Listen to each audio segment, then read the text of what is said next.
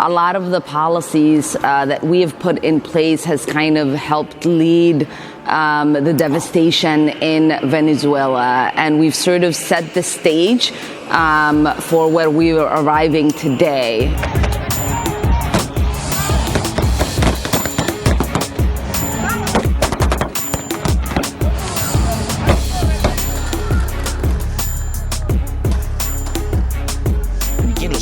Exactamente, no se sabe qué está pasando en ese momento.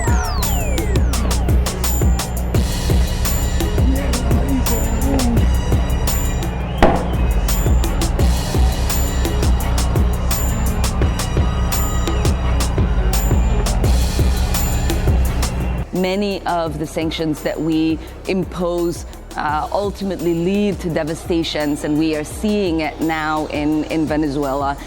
I fail to understand why members of this committee or the American people should find any testimony that you give today to be truthful.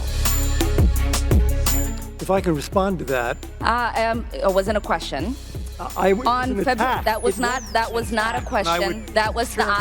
I reserve the right to my time. It is not right. That was not a question. The committee can attack on February 8th, who is not permitted to reply. That was not a question. Thank you for your participation.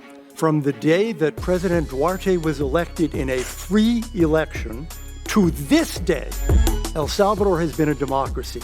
That's a fabulous achievement. Yes or no, do you think that massacre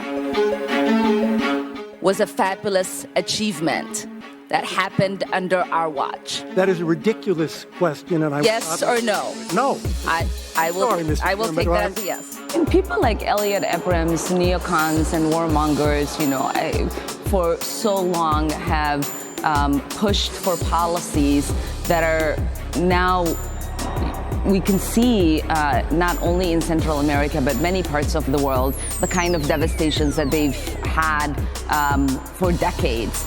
I could not pass up the opportunity to not only remind the American people that this was someone who was convicted of lying to Congress, but also someone who had a heavy hand in some of the most devastating policies that we imposed on Central America, and that there is a direct correlation between the kind of mass migration that we're noticing right now from Central America and South America to this country. Many of the sanctions that we impose ultimately lead to devastations, and we are seeing it now in Venezuela, and ultimately lead to having severe problems in that country, which doesn't stabilize life for the people, and certainly puts us here in the United States at risk.